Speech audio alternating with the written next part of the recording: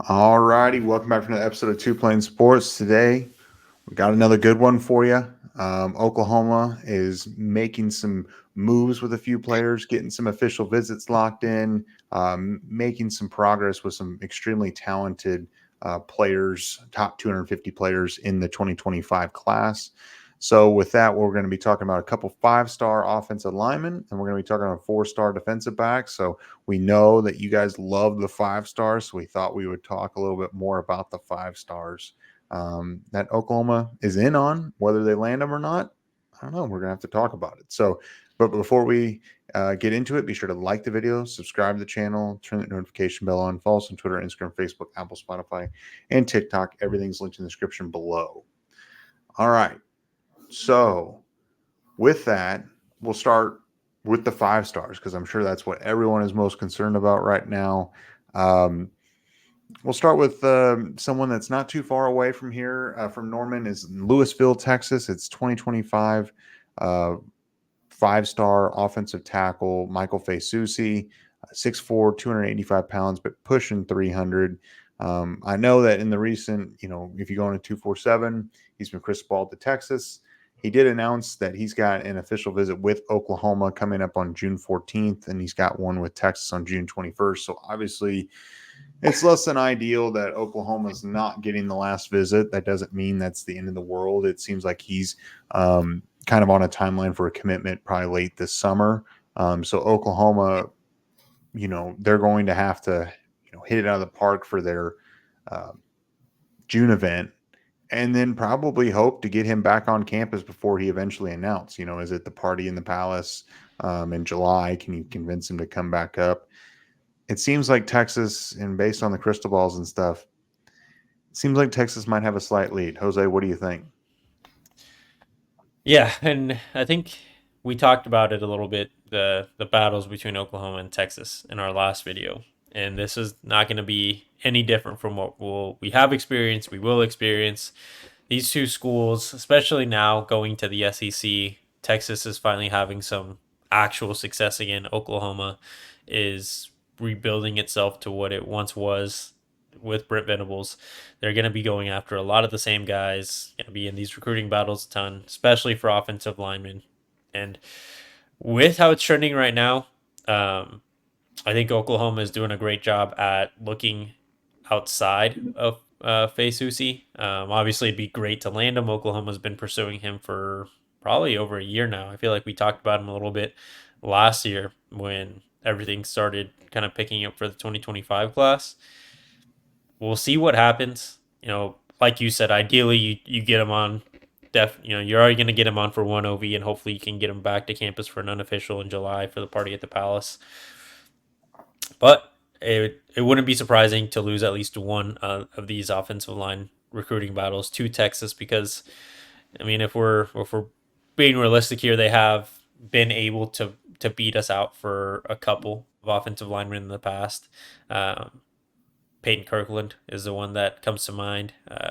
We're definitely battling for some of those bigger names in the 2022 class with him. But with Lincoln Riley leaving, Oklahoma didn't have much stability there, where some of them felt like it was better to go to Texas. Now that Oklahoma's maybe in a better spot than they were 2 years ago, these are five-star offensive linemen are taking OU seriously again, and I mentioned it a few months back. It seems like this class is going to be what last year's was for defensive linemen. OU's really going to invest probably a lot of NIL, a lot more time into getting these big time offensive linemen, these bigger bodies, because that is definitely a position of need when it comes to depth. You have younger players, but you don't have probably the talent that you want or the size that would like when these guys are coming out of high school. You don't really see anyone that came in from the last couple classes as day one starters, where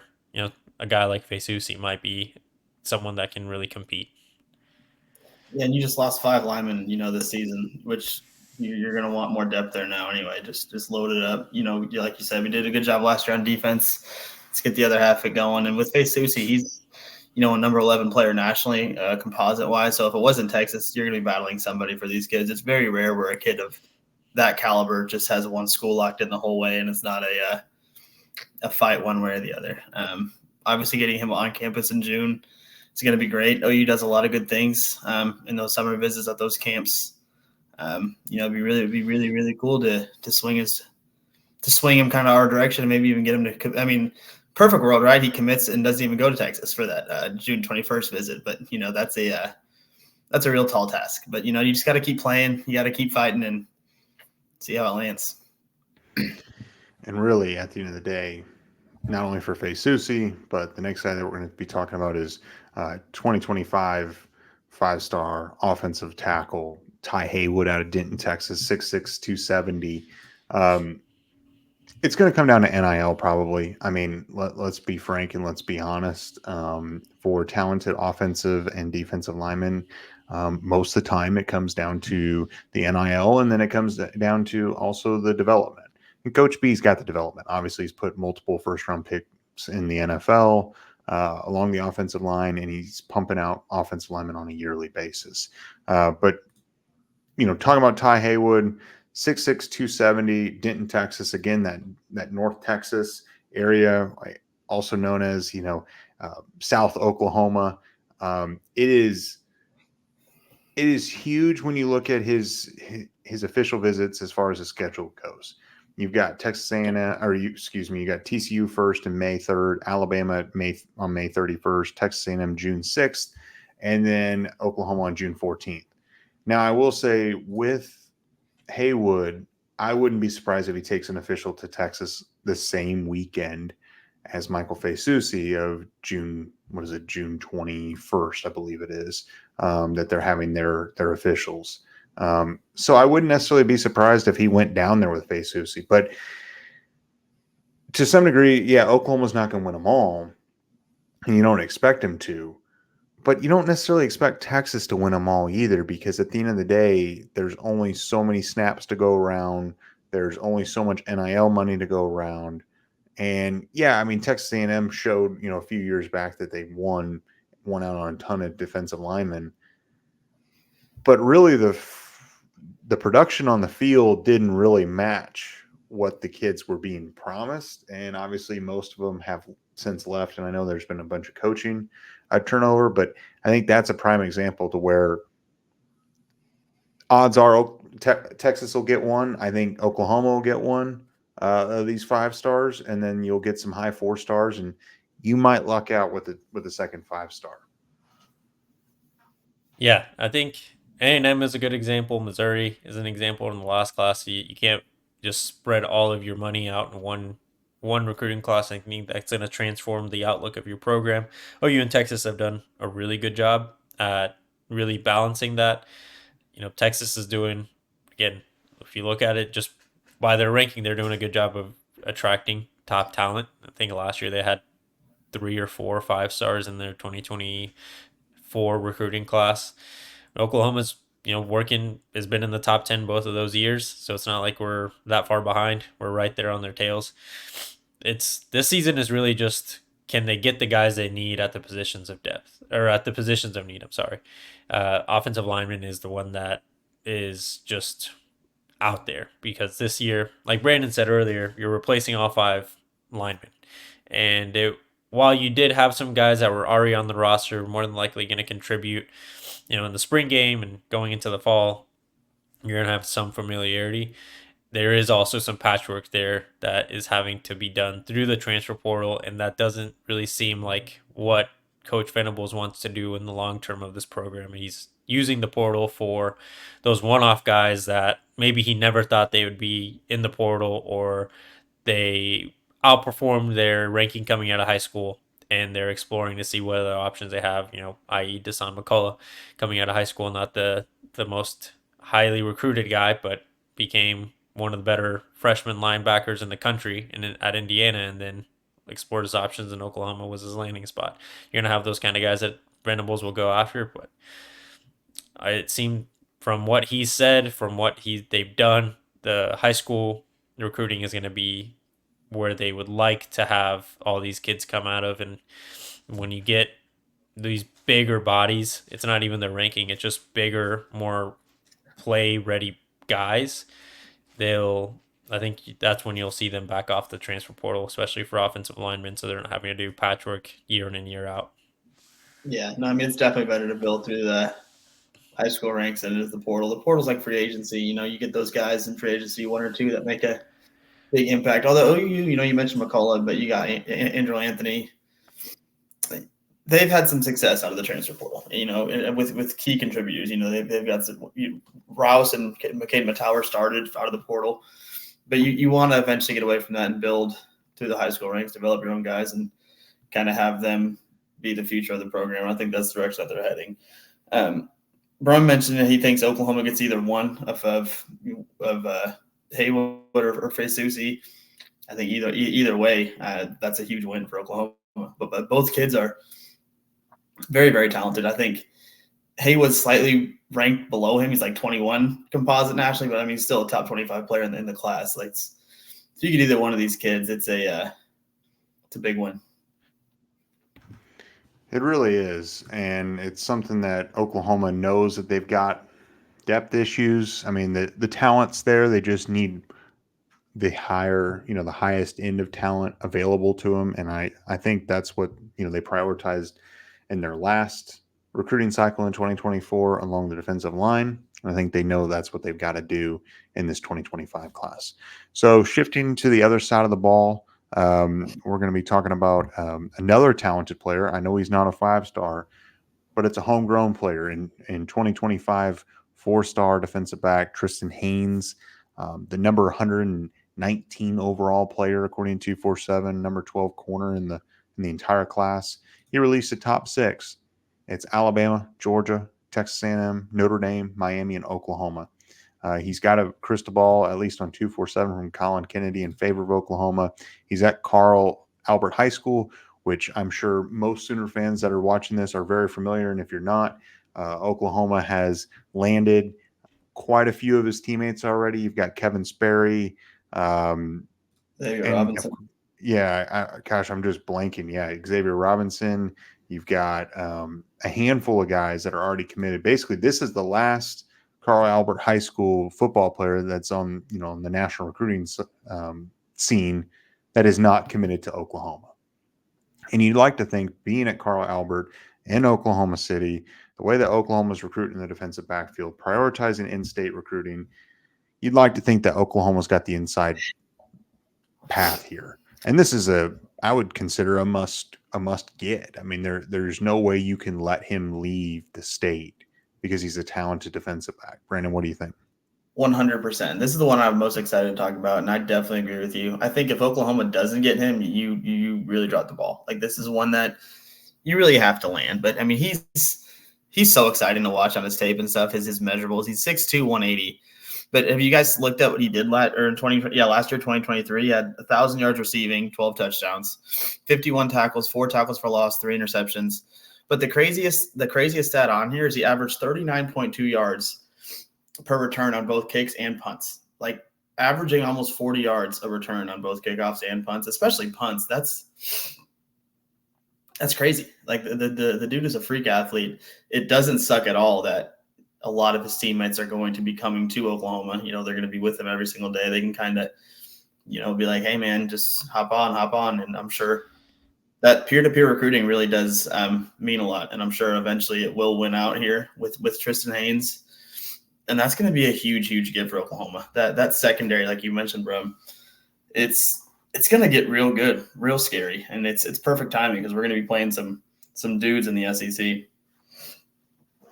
And speaking of his teammates, Kevin Sperry has been a big contributor to where Oklahoma is right now in the 2025 class.